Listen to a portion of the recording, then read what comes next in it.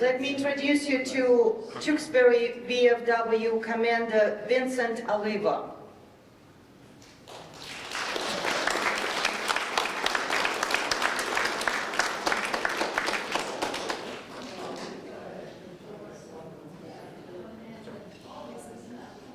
Thank you very much.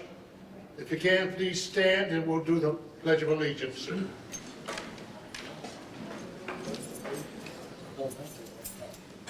I pledge allegiance to the flag of the United States of America, to the republic for which it stands, one nation, under God, indivisible, with liberty and justice for all.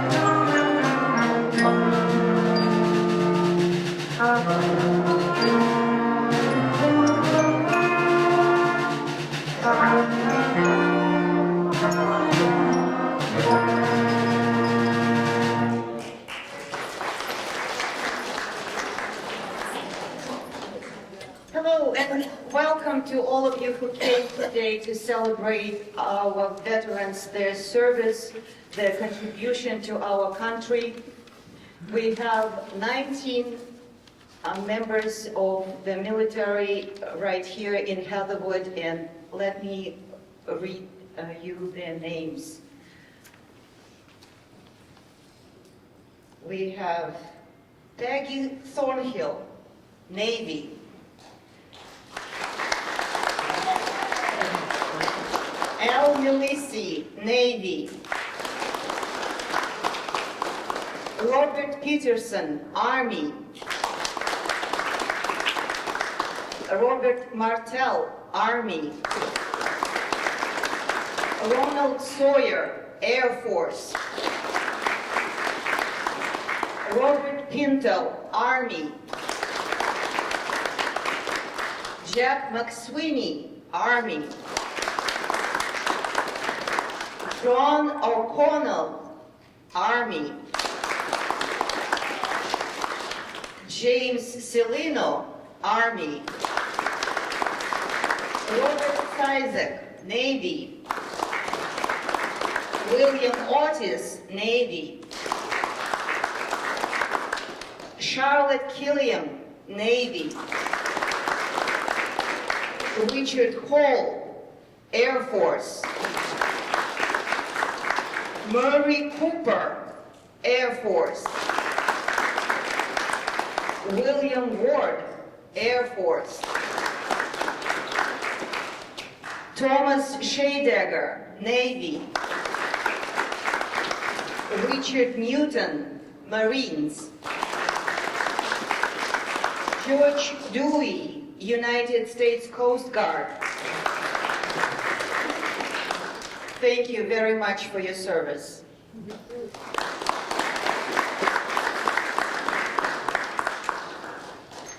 But with these beautiful and brave men and women, we also want to acknowledge the spouses of the veterans. When I was doing my survey in the building, so many of our residents are spouses of military personnel. And I would like to acknowledge all of them as well. And these carnations are going to you ladies for doing what you did, for following your spouses wherever they had to go, sacrificing sometimes your own career And family life was affected by the decisions that were made. And to all of you, these red carnations go, so please help yourself. And carnation toast to the veteran spouses as well. And we have Beverly Ballerini, Joan Borges, Nancy Cahill, Joan Collins, Susan Cunningham, Phyllis Delventhal, Betty Elgin, Doris Erickson, Sabina Hansberry, Paula Harris, Dora Carr, Eleanor Howland, Phyllis Hurley, Diane Yarosh, Emily Linder, Marguerite Mazzotta, Sally McCarthy, Rose McCormick, Rosalie O'Connell, Florence Paonessa, Jean Pierce, Natalie Procopio, Barbara Richards, Joan Saunders, Betty Schickens, Patricia Smith, Mary Solberg, Jennifer Sylvester, Dorothy Taylor, Rachel Yazinka, Rita Barretta, Jerry Hall, Susan Barrage, Priscilla Ryan, Jean Kenanyan, Nancy Dewey, Gay Ann Cooney. These are the spouses of the military personnel in our building, a long list. Thank you to all of you.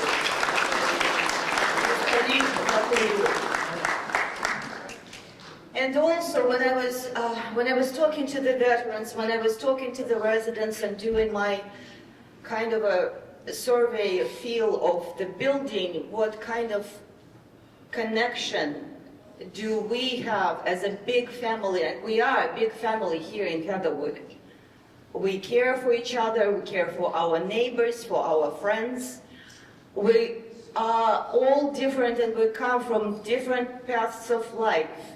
But somehow, by some sometimes mysterious circumstances, we ended up in this building under one roof, caring for each other. And so when I was asking people, what are your relations to the military, so many people told me, my father was a veteran, my uncles died in World War II, my brother is a veteran, my son is in the military.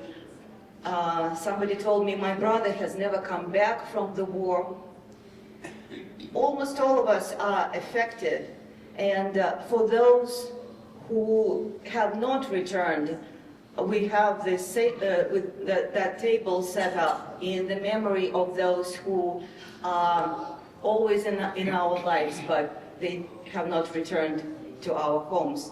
And I would like to ask Jennifer Sylvester, a spouse of a veteran, to read the meaning of the table.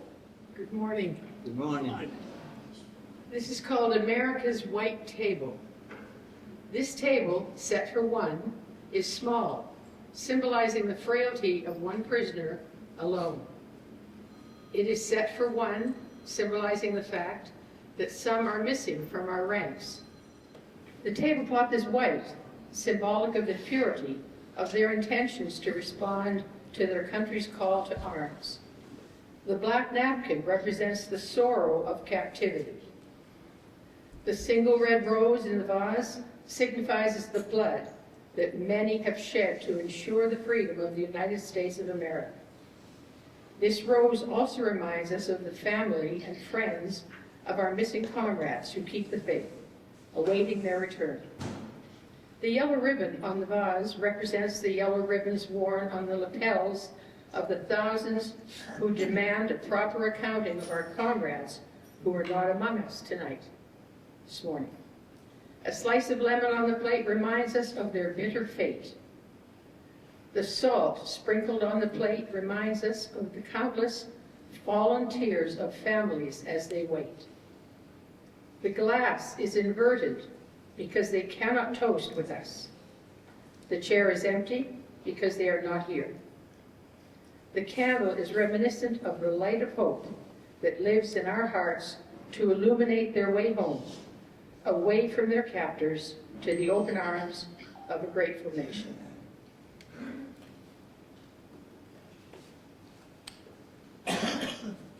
Thank you, Jennifer.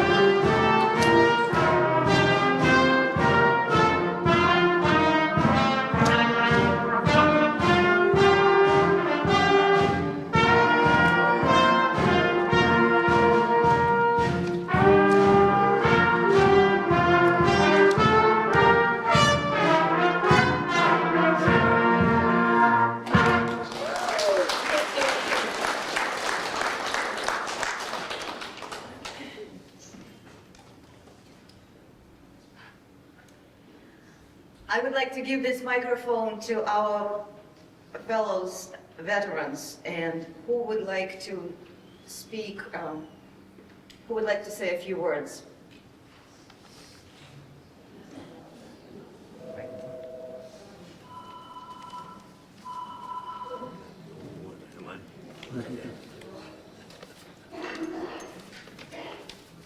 My name is Robert Kasich. Are we on? My name is Robert Kasich. It's not on. Now we are. Now we're on. Okay. My name is Robert Kasich, Korean veteran, United States Navy from 1954 to 1958. I was a machinist mate, second class. I was on the same destroyer out of Newport for 4 years. I was on the Caribbean, Mediterranean, Atlantic, Pacific, Indian Ocean, Adriatic, Red Sea, Black Sea, Suez Canal, Panama Canal, and too many ports to remember.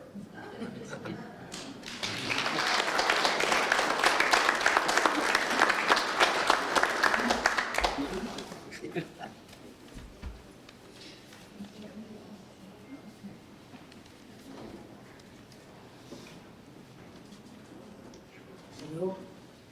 Can you hear me? I got a very low voice and this doesn't seem to be working. We can hear you, John.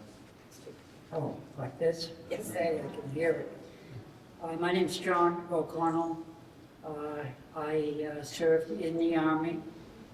I went to college first, and the ROTC came along and said, would you like to join? And I said, I don't know.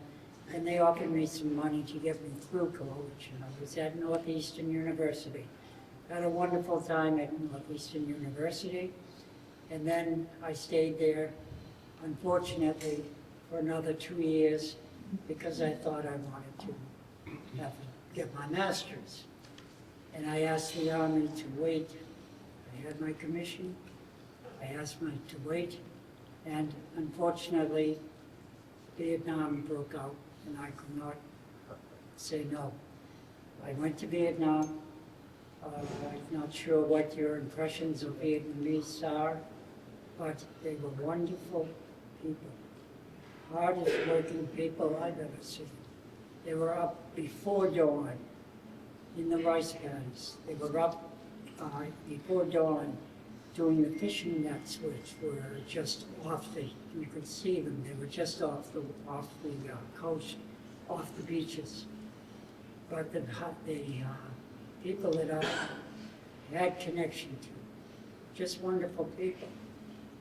And I still feel sorry to this day if we, the United States, ever got involved with it. My experience was very good, wonderful people. I lucked out.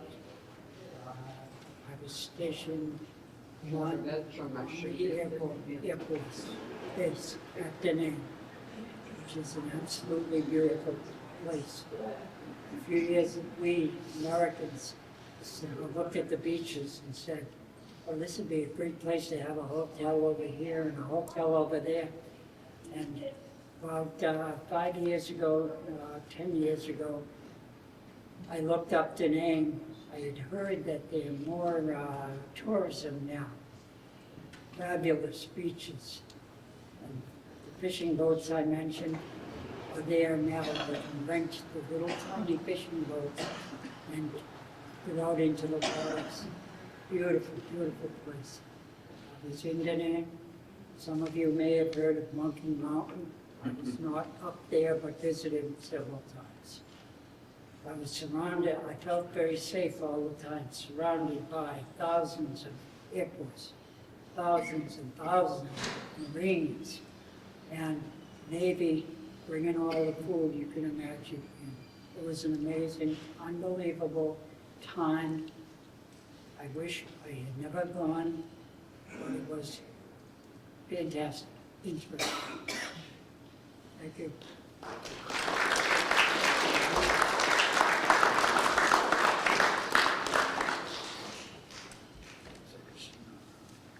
Hi, my name is Mitchell Kanoyan. Anoyan Kanoyan, according to my fraternity brothers. I'm a person of the silent generation. Back in the 50s, when Eisenhower was president and the world was relatively calm, except there was a Cold War going on. And that's when I ended up in the Army. After going to college, I went to the Army. And, you know, the Navy says, join the Navy and see the world. Well, I joined the Army and I saw the world. I was lucky enough to be stationed in Germany, spent terrific 2 years in Germany, traveled all around Europe.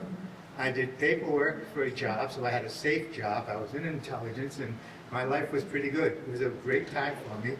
And the most important thing it did to me is taught me how to lead my life, my working life, not my social life. That was pretty well under control. But how to handle myself professionally. I became very serious of being on time for things, organizing myself. And I'll tell you, that was not part of my original character. I learned a lot in the Army. I would never say never had a happier time in my life, I think, in the 2 years I spent in the Army from 58 to 1960. Thanks.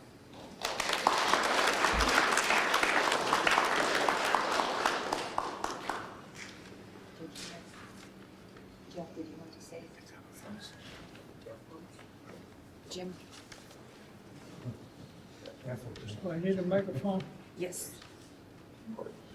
I'll make it brief. I don't know if I need this. I'm an Army brat. My father was a career soldier.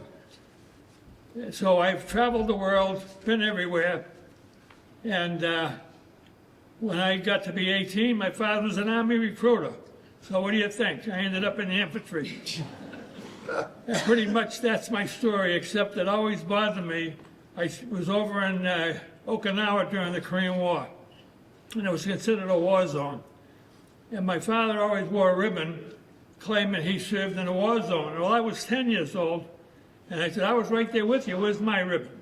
It always irritated him to no end. But anyway, that's my story. Thank you.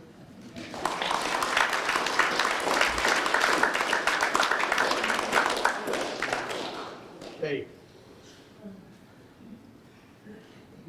Yes, we have one more, Marie, we'll get to you at the end, okay? We have a special spot for you, okay? All right. Anybody else would like to say a few words?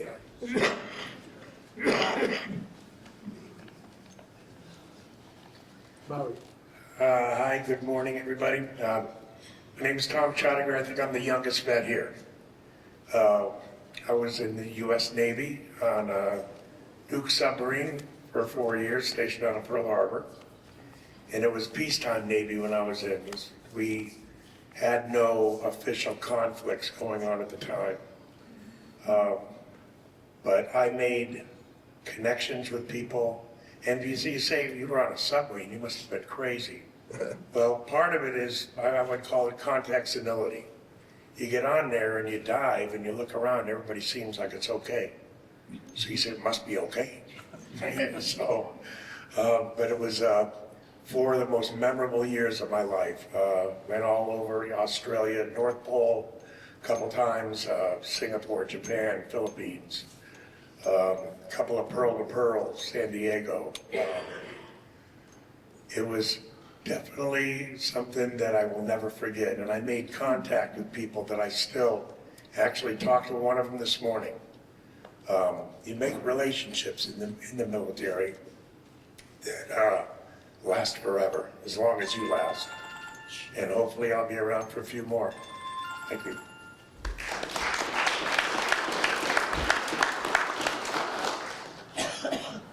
All right, so we have the certificates and the flowers in recognition of your service. William Ward.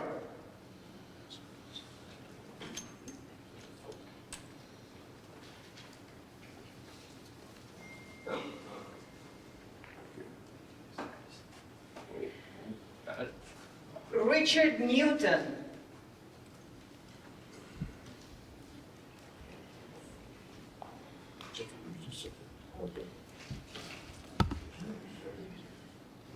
George Dewey.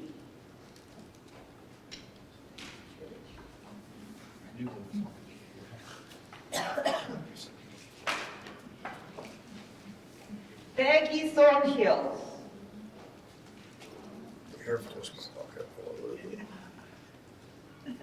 Ronald Sawyer.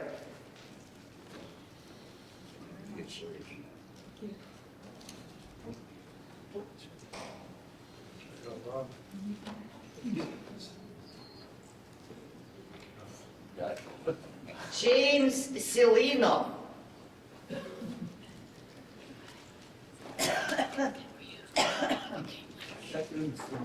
James Celino. I know it is. Jack McSweeney.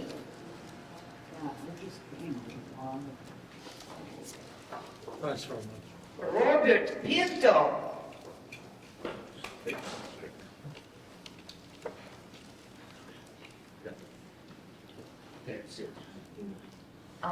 Robert Martel is not here today. Let's see.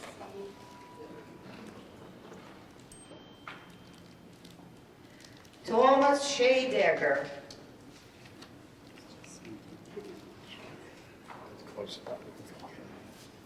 Charlotte Killiam isn't here today with us. Robert Peterson. Swiss. William Otis.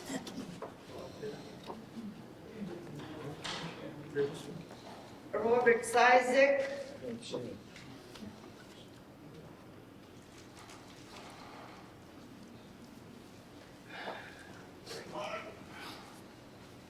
Richard Hall is in the audience. Sure.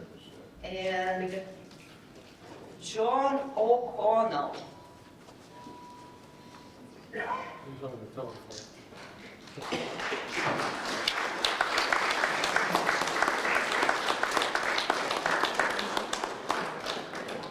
You might have thought it was symbolize the original 13 colonies. The story is told while others fold the flag, and one story that is dear to many veterans and their families.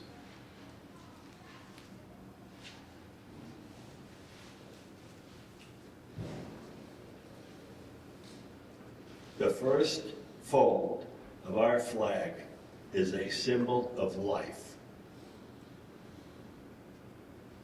The second fold signifies our belief in eternal life.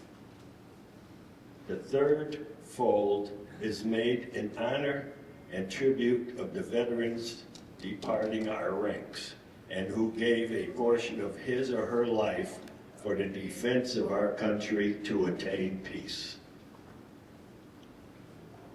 The fourth fold exemplifies our weaker nature as citizens trusting in God.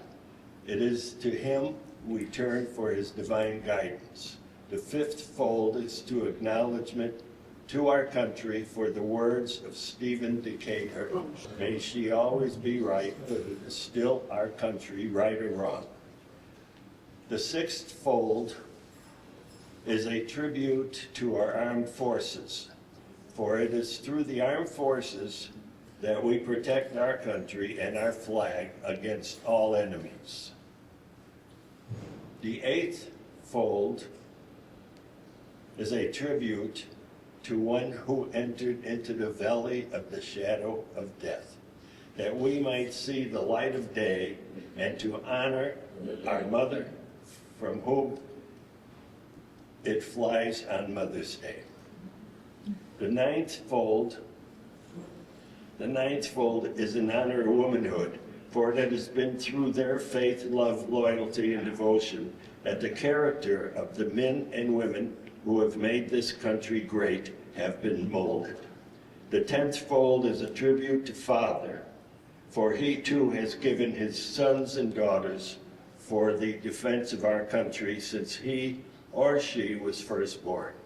The 11th fold is the eyes of the Hebrew citizens, represents the lower portion of the seal of King David and King Solomon, and glorifies in their eyes the God of Abraham, Isaac, and Jacob. The 12th fold, in the eyes of the Christian citizen, represents an emblem of eternity and glorifies in their eyes God the Father, the Son, and the Holy Ghost. The last fold When the flag is completely folded, the stars are uppermost, reminding of our national motto, "In God We Trust."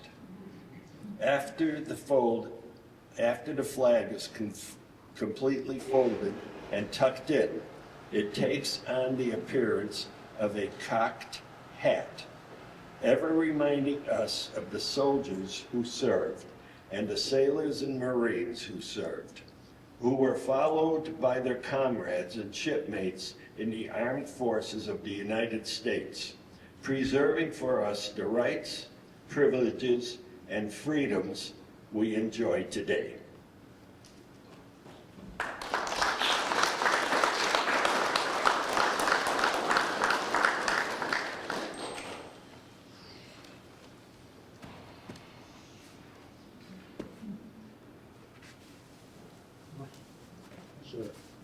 Of a grateful nation, Heatherwood, with assisted living at the Tewksbury VFW Post 164. We'd like to present to you the flag of our nation. Thank you very much.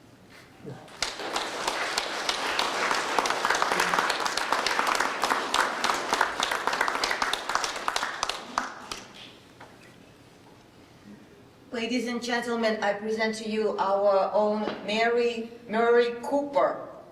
Would you like to say a few words, Mary? Okay.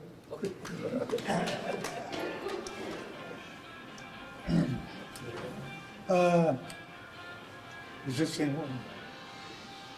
I'm not saying that.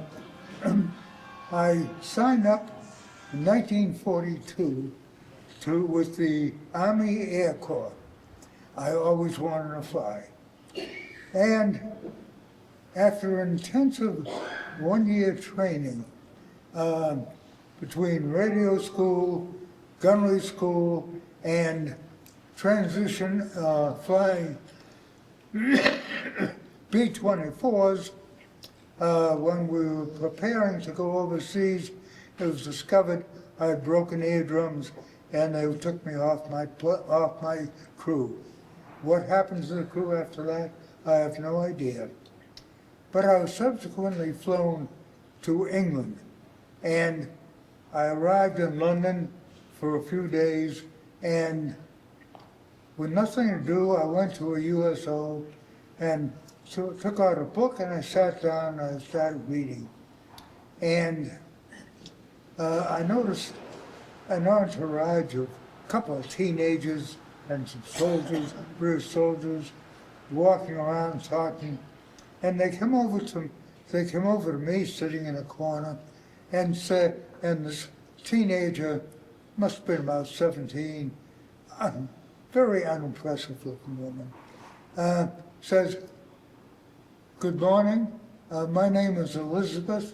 I see you flyer and you're a sergeant." I said, "Yes." I stood up and she asked me, she said, "What kind of plane do you fly?" And I said, "I flew B-24s. And she went on about how she admired us, and she naturally assumed, incorrectly, that I was there on leave. And then she went on somewhere else. And that's how I met the future Queen of England. From there, I was sent down to southern France with the Air Transport Command. Now, the Air Transport Command did a lot of things. Without going into too much detail, we worked closely with the OSS to evacuate airmen who had parachuted behind enemy lines, and we went in to pick them up and bring them back. And I'll never forget after one trip, we landed in Paris, and we were walking to our hotel, and the MPs picked us up because we weren't wearing ties. That took some explanation. We never had any any orders for these things.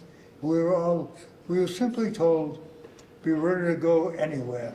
So I always had my maps with known radio stations marked on it, an extra pair of socks and underwear, and always ready to go. So I would sometimes just sitting in the communications office, and somebody would come in and say, grab your stuff, we're going.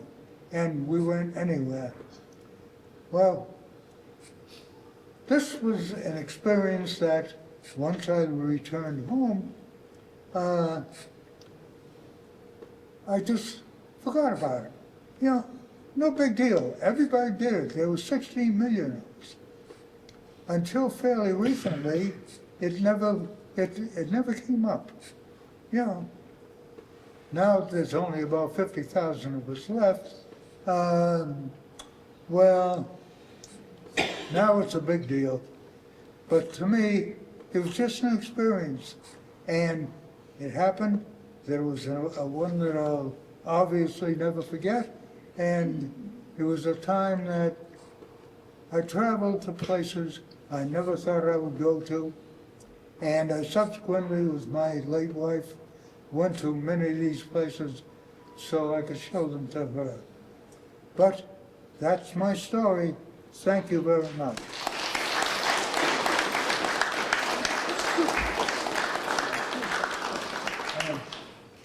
Ladies and gentlemen, I present to you again Commander of VFW Tewksbury Chapter, Vincent Oliva.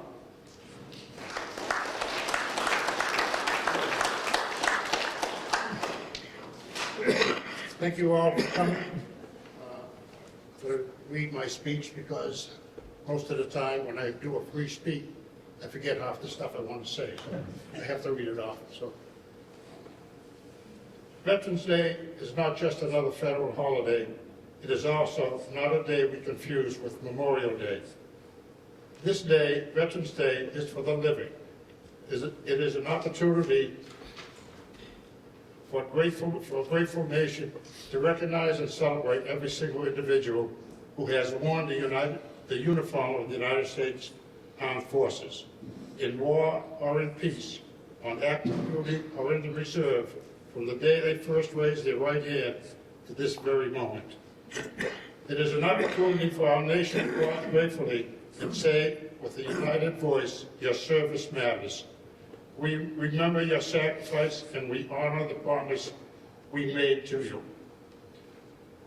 Looking around today, I see the tapestry of American heroes, from the veterans of World War II and Korea, and those who served in Vietnam, to the warriors of the Gulf, the Balkans, and the post 9/11 generation who have fought continuously wars in Afghanistan, Iraq, and across the globe. The fighting spirit of service spans generations. Today is about honoring the sailor on the sea, the Marine fighting in any climate and place, the soldier holding the line, the airman owning the skies, and the Coast Guardmen standing watch on our shores, and the Guardians protecting the skies and beyond. Every member of our Army, Navy, Air Force, Marine Corps, Coast Guard, and Space Force has left the comforts of home and the warmth of a loved one behind to uphold and defend our American way of life. Our military men and women, along with their families, bear the burden of their separation, that loneliness, to face down an ever-present risk. Veterans Day is about recognizing their choice to place country above self. Today, we must also pause and remember those whose names we no longer call out loud. We hold in our hearts the memory of every man and woman who paid the ultimate sacrifice, whose service ended too soon. And we will never forget the nearly 81,000 Americans who are still unaccounted for, our prisoners of war, and those who remain missing in action. Their sacrifice remains an open wound, and until every hero is accounted for, we will keep the candle burning. We will continue to advocate, and we will never allow their banner to fade, and they will never be forgotten. Next year, in 2026, our nation will celebrate a monumental milestone, the 250th anniversary of the founding of the United States. A quarter millennium, our freedom, our democracy, our very existence as a republic is one to be proud of and celebrate. It is a direct result of the courage and commitment of the generations of heroes who have risen to protect our democracy and freedom through every challenge, every war, and every threat. As we approach this special landmark birthday, let us reflect on the true meaning of the service and sacrifice we honor today. Every time a service member stepped forward, they made a contract with America. Today, Veterans Day is our opportunity to tell them the contract is valid, the debt is real, and America will continue to honor the contract. Thank you very much.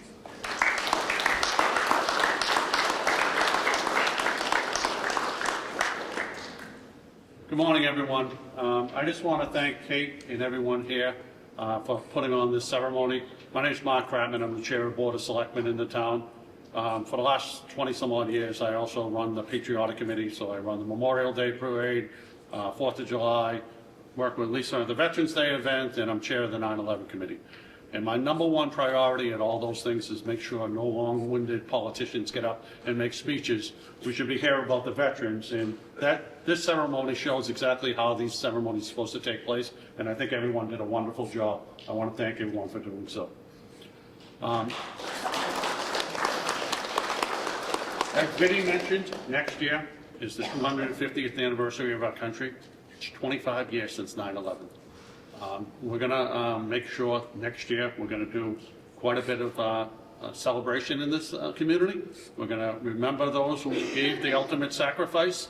We're going to honor the people that served our country, and we're going to have a larger than usual 9/11 ceremony as well.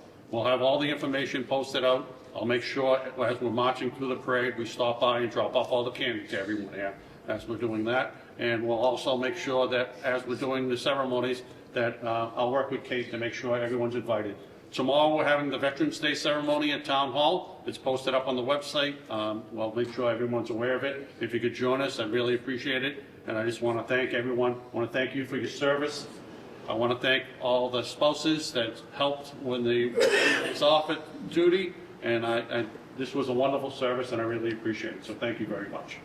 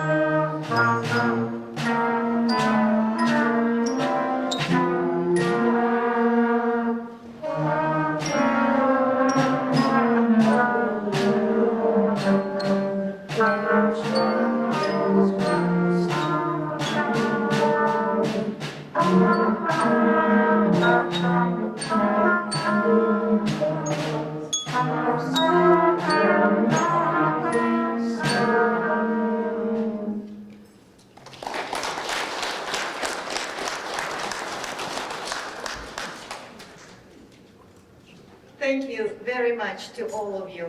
Thank you for coming to our ceremony. Thank you for your service. Have a wonderful day.